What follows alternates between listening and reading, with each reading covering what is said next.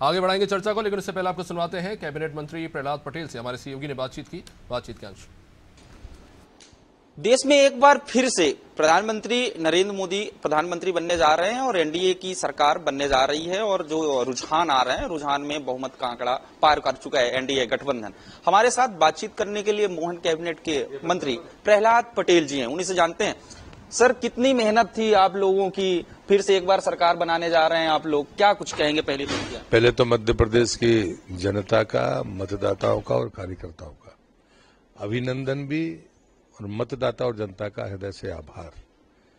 Bharatiya Janata party Madhya Pradesh ने 29 में से 29 सीट जीतने का लक्ष्य रखा था।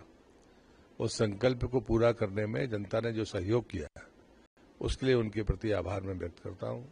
मोदी जी और मोहन जी दोनों का अभिनंदन कि हमने अपने लक्ष्य को प्राप्त किया है, और जो परिणाम अब लगभग पूर्णता की तरफ है, उससे साफ हो गया कि तीसरी बार फिर मोदी सरकार बनेगी।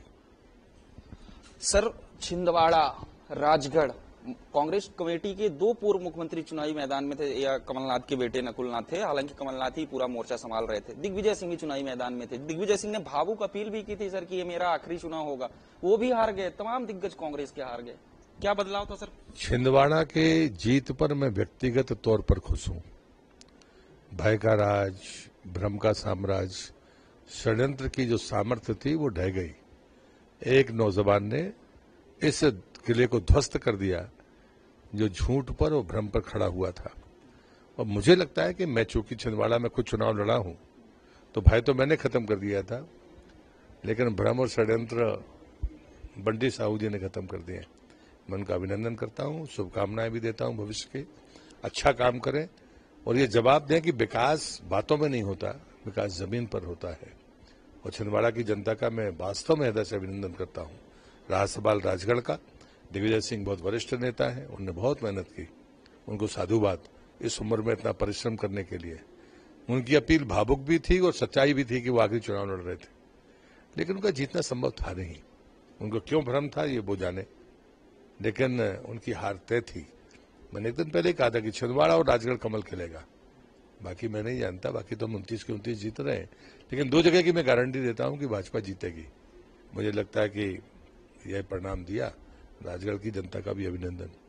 सर, 2019 में मोदी मंत्रिमंडल में मध्य प्रदेश को खूब प्रतिनिधित्व मिला था, आप भी मोदी मंत्रिमंडल का हिस्सा रहे। अब चूंकि सरकार बनने ही जा रही है, तो क्या अपेक्षाएं हैं मध्य प्रदेश की, क्या कुछ रहेगा अब की बार?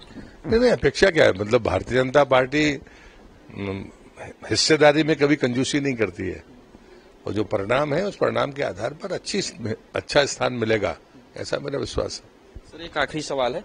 भारतीय जनता पार्टी ने 400 पार का नारा दिया था सर, कहां पर अपन चूक गए सर? क्या मानते हैं कि जो 400 पार का नारा आपने निर्धारित किया था, अभी वो दिख नहीं रहे रुझानों में? क्या अनुमान है कि शाम तक में जब परिणाम स्पष्ट होंगे तो अपन बढ़ेंगे? नहीं, अब कोई संभावना मुझे नहीं लगती कि हम उस लक्ष्य के निकट जाएंगे। इसमें कोई भ्रम किसी को रहना नहीं चाहिए। लेकिन 400 प्लस का हमारा जो नारा था वो सही था। दक्षिण विजय इस बात का संकेत है। यदि हमने उत्तर प्रदेश, कुछ राजस्थान और कुछ महाराष्ट्र, यहां पर हमने ना खोया होता तो हम लक्ष्य के निकट थे। तो इसलिए मुझे लगता है कि आंकड़ा है जो अब जो सामने है वही सच्चाई है। हम 400 की तरफ जाने की स्थिति में नहीं है, ये सत्य है। लेकिन इस बारे में सिर्फ अगर कुछ हमारी कमी बेसी है तो इन्हीं राज्यों में रह गई है। जहां हम सैचुरेशन पर थे वहां पर हमको नुकसान हुआ है। लेकिन हमने नई इबारत लिखी है। हमने नॉर्थ ईस्ट में भी 2 राज्यों में सरकार बनी है, उड़ीसा में सरकार बन गई, वहां पर हमें लोकसभा का अच्छा परफॉर्मेंस है। आंध्र में विधानसभा में गठबंधन की सरकार है, वहां पर अच्छा परफॉर्मेंस है। तेलंगाना, तमिलनाडु, केरल, कर्नाटक, तो दक्षिण में जो हम चाहते थे कि हमारी उपस्थिति हो, उसमें हम सफल हुए। लेकिन जहां हमारे गढ़ थे वहां पर हमें कुछ कमजोरियां का सामना करना पड़ा है। इसका चिंतन पार्टी करती है, जीतने का भी मनन करती है, हारने का भी चिंतन करती है। बहुत धन्यवाद सर, अनादि टीवी से बातचीत करने के लिए। आप थे हमारे साथ प्रहलाद पटेल जी, जो मोहन कैबिनेट में मंत्री है। कह रहे हैं कि भारतीय जनता पार्टी एक बार फिर से देश में सरकार बनाने जा रही है और मोदी मंत्रिमंडल में खासतौर पर मध्य प्रदेश में पर्याप्त प्रतिनिधित्व मिलेगा, और उसके साथ ही डबल इंजन की सरकार मध्य प्रदेश को विकास की नई ऊंचाइयों तक ले जाएगा। कैमरा पर्सन अरविंद के साथ दुर्गेश गुलशन यादव, अनादि टीवी, भोपाल।